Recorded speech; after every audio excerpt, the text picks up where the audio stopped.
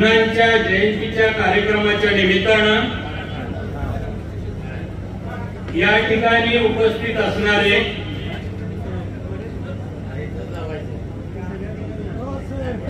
आठवले साहेब, केंद्रीय समाज कल्याण राज्यमंत्री,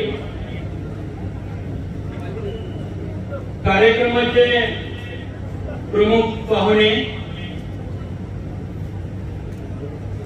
पाशा पटेल साहेब, अध्यक्ष राज्य कृषी आयोग,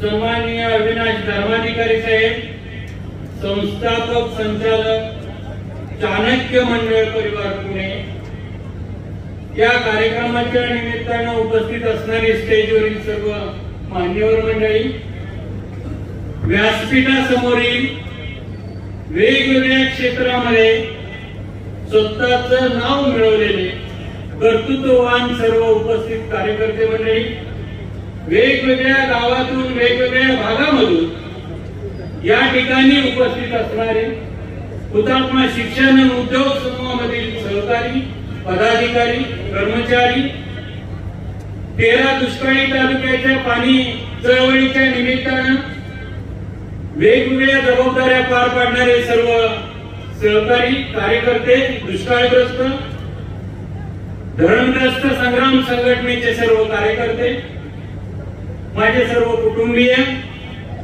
त्या कार्यक्रमाच्या अनुषंगानं खरं पाऊस खूपच होता, रात्रीपासून पण पाऊस होता.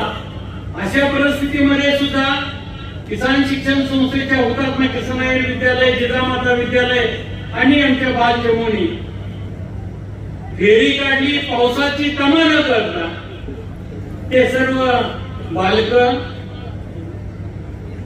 या कार्यक्रमाच्या अनुषंगाने उपस्थित असणारे प्रिंट मीडियाचे सर्व प्रतिनिधी, इलेक्ट्रॉनिक्स मीडियाचे सर्व प्रतिनिधी आणि त्याचबरोबर आठवले साहेबांच्यावर प्रेम करणारे, त्यांच्याबरोबर आलेले त्यांचे सर्व सहकारी, पटेल साहेबांच्या बरोबर आलेले त्यांचे सर्व सहकारी, या सर्वांचं हुतात्मा शिक्षण आणि उद्योग समूहाच्या वतीनं मी पहिल्यांदा स्वागत करतो. या कार्यक्रमाच्या अनुषंगानं ज्या वेळेला आठवले साहेबांना मी फोन केला, साहेब कुठेतरी बाहेरच होते, म्हणजे महाराष्ट्रात नव्हते, दिल्लीत पण नव्हते, आणि म्हणजे अण्णांची जयंतीचा कार्यक्रम मी घेतोय आणि बाकीचे कार्यक्रम होते ते सगळे कॅन्सल केले त्यांनी. दिल्लीतून ते मुंबईत आले, मुंबईतल्या सकाळच्या विमानानं कोल्हापूरमध्ये आले आणि कोल्हापूरमधून या ठिकाणी वेळेत हजर झाले. ते म्हटले की त्यांना मी म्हटलं कार्यक्रमाच्या अध्यक्षतेच्या संदर्भामध्ये, साहेब म्हटले की अध्यक्ष वैभव तू हो, पण म्हटलं की माझ्यापेक्षा अण्णांच्या कार्यक्रमाच्या संदर्भामधला अधिकार हा तुमचा जास्त आहे आणि त्यामुळे तुम्ही ह्या कार्यक्रमाचे अध्यक्ष व्हायचे. ठीक आहे म्हटले आणि त्याप्रमाणे ते इथं आले, त्यांचं सर्व स्वागत.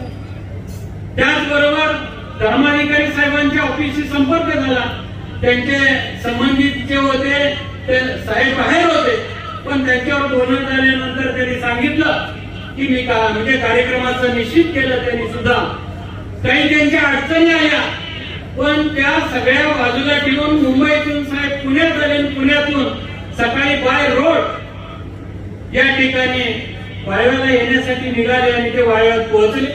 त्यांचंही स्वागत. आणि त्याचबरोबर तर पाशा पटेल साहेब, अण्णांचे त्यांचे सुद्धा चळवळीच्या निमित्तानं वेगवेगळे संबंध होते, पण पाशा पटेल साहेब त्यांच्यावर बोलणं झालं, त्यांनी सांगितलं मी येतोय. आणि एवढंच नव्हे तर आमचे प्रतिनिधी त्यांना भेटले, त्यावेळेला जवळपास तासभर त्यांनी वेगवेगळ्या कामकाजाच्या संदर्भामध्ये चर्चा केल्या. आणि एवढंच नव्हे तर ते काल सुरत वरून लातूर मध्ये आले आणि लातूर वरनं सकाळी किती 5:30 निघाला, सकाळी 6:30 लातूर मधून निघाले आणि या ठिकाणी वेळेत ते वाजवत पोहोचले. या गोष्टी कशामुळे होतात तर यामध्ये कृत्रिमपणा काही नाही, अंतर्गत जिव्हाळा.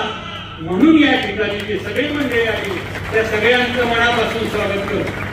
तर आजच्या पाहुण्यांच्या संदर्भामध्ये सांगायचं झालं तर आपल्या जिल्ह्यातले आठवले साहेब पण अगदी संघटनेच्या वेगवेगळ्या कामकाजाच्या निमित्तानं त्यांच्या अण्णांची भेट झाल्यापासून मग त्यांच्या निवडणुका असतील, त्यांच्या चळवळी असतील, रिपब्लिकन पक्षाची, पार्टीची, जनतेची एकसंघपणा झाला पाहिजे आणि त्यांच्या बरोबर कायमपणे तन-मन धनानं राहण्याची भूमिका पद्मभूषण नागनाथ अण्णांनी घेतली.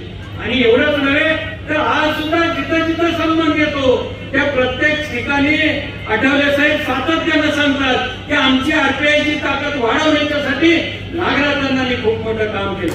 याच मैदानामध्ये महाराष्ट्रामध्ये 4 खासदार ज्या वेळेला निवडून आले त्यावेळेला लाखभर समाज इथं सगळा जमवला आणि अण्णांनी यांचा सत्कार केला.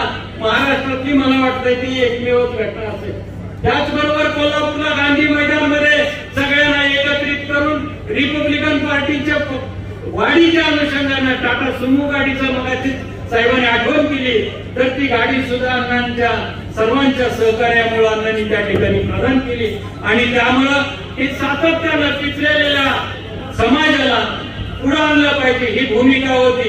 म्हणून नागनाथ अण्णांनी धर्मग्रस्त असतील, दुष्काळग्रस्त असतील यांच्यासाठी सातत्यानं अखेरपर्यंत कार्यरत राहिले. स्वातंत्र्य चळवळीमध्ये विशेषतः अण्णांचं शिक्षण वाळवा अष्टा कोल्हापूर या ठिकाणी झालं पण यामध्ये कोल्हापूरमध्ये गेल्यानंतर राष्ट्रीय शिक्षणाची भर पडली. तिथून मुंबईला गेले आणखी 8 आणि 9 ऑगस्टला करेंगे या मरेंगे हा महात्मा गांधींनी गवालिया टँकवर संदेश दिला आणि त्यामधूनच तिथून आले अण्णा ते चळवळीच्या कामाला नेटानं सुरुवात केली. वाळवा शिराळा भागातील तरुणांना एकत्रित केलं. त्यांच्यासाठी गोव्याला पोर्तुगीजांचं राज्य होतं त्या ठिकाणाहून शस्त्र गुप्त मार्गाने या ठिकाणी उपलब्ध केली.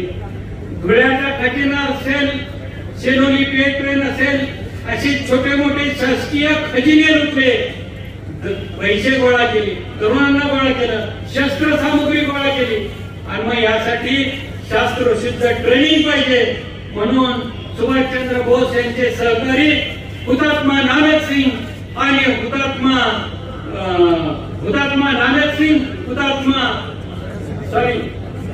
मनसा सिंग त्या दोघांना या ठिकाणी आणून शिराळपेठेमध्ये फौजी कॅम्प सुरू केला आणि ब्रिटिशांच्या बरोबर सशस्त्र 2 हात करण्याची तयारी केली. या देशामधून ब्रिटिश जाईपर्यंत सातारच्या प्रति सरकारचं काम हे चालू होतं आणि म्हणून भारतीय स्वातंत्र्य लढ्यामध्ये सातारच्या प्रति सरकारने केलेलं काम हे सुवर्णाक्षराने लिहिण्यासारखं. पद्मभूषण नागनाथ अण्णांनी स्वातंत्र्यानंतर रचनात्मक कामकाज सुरू केलं आणि त्या माध्यमातूनच शेतकरी कामगारांच्या एकत्रित प्रयत्नामधून हुतात्मा साखर कारखान्याची निर्मिती केली. त्या कारखान्याचे ते सभासद पण झाले नाही. साखरपट्टी त्या दिवशी रात्री 12 वाजता बाहेर आले, ते पुन्हा साखर कारखान्यामध्ये गेले नाही. पद्मभूषण नागनाथ अण्णांच्या विचाराने त्या कारखान्याचं कामकाज केलं. या कारखान्याच्या सहकार्यावरच धरणग्रस्तांच्या चळवळी असतील, दुष्काळग्रस्तांच्या चळवळी असतील त्या संघटित करून गोरगरीब जनतेचे प्रश्न सोडवण्याच्या दृष्टीने नागनाथ अण्णांनी काम केलं. आणि म्हणून 1942च्या स्वातंत्र्य लढ्यानंतर जे स्वातंत्र्य सैनिक काही आपापल्या क्षेत्रामध्ये काम करत राहिले, काही सत्तेमध्ये गेले, सत्तेचं राजकारण केलं पण नागनाथ अण्णांनी सत्तेच्या बाजूने जायचं पसंत केलं नाही. अखेरपर्यंत शेतकरी, कामगार, गोरगरीब, धनग्रस्त, दलित या दुष्काळग्रस्त यांच्यासाठी त्यांनी आयुष्यभर काम केलं आणि त्यांची आज जयंती. या जयंतीच्या निमित्तानं आजचे पाहुणे मंडळी जे आहेत ते आपल्या समोर आपले विचार मांडणारच आहे पण त्याचबरोबर अण्णा जाऊन आज 12-13 वर्ष झाली तरी सुद्धा त्यांचं अस्तित्व क्षणोक्षणी जाणवते. आज सकाळी खरं थोडा भावनेचा प्रश्न, सकाळी वृक्षारोपणाचा कार्यक्रम झाला आणि त्या ठिकाणी मला सांगितलं की मोठ्या मोहाच्या माशा ज्याला आपण आग्यामाव म्हणतो तर अशा सगळ्या त्या ठिकाणी जमलेल्या आणि खवरे म्हणून आमचा त्या ठिकाणी काम करणारा कार्यकर्ता त्यानं हात जोडले आणि म्हटलं अरे बाबांनो आज नागनाथ अण्णांची जयंती आहे या ठिकाणी वृक्षारोपण आहे, पण तुम्ही जर इथं आला तर हे काम कसं व्हायचं, किंवा तुम्ही आज जावा आणि अक्षरशः ते मवाचं सगळ्या ज्या माशा होत्या त्या सगळ्या गेल्या त्या सकाळी. अर्थात हा थोडा भावनेचा पण प्रश्न, पण क्षणोक्षणी जाणवतं, पदोपदी जाणवतं की नागनाथ अण्णांचं अस्तित्व, त्यांचं अस्तित्व आहे. आणि म्हणूनच त्यांच्या विचारांना आपण पुढे काम करणं हे खूप महत्वाचं आहे. आजच्या एकूण परिस्थितीमध्ये रिलेशन बिघडत चाललेले आहेत, पण नागनाथ अण्णांनी दिलेला विचार पुढे घेऊन जाण्यासाठी, विकासाच्या कामासाठी सर्वांनी एकजुटीनं काम करणं हीच खरी त्यांना श्रद्धांजली ठरेल. आजच्या जयंतीच्या कार्यक्रमाच्या निमित्तानं पाहुणे मंडळी सगळे बोलणार आहेत. मी जर बोलत बसलो तर तुम्ही त्यांचं ऐकण्यासाठी इथं आलाय, त्यामध्ये तुमचा आणखी पाहुण्यांच्या मध्ये माझी लुडबुड होईल, तेव्हा मी अधिक वेळ न घेता पद्मभूषण नागनाथ अण्णांच्या जयंतीच्या निमित्तानं आपण सगळेच जण या ठिकाणी हजर झालात. आपल्या सर्वांचं मनापासून स्वागत करतो आणि इथं थांबतो. जय हिंद, जय महाराष्ट्र.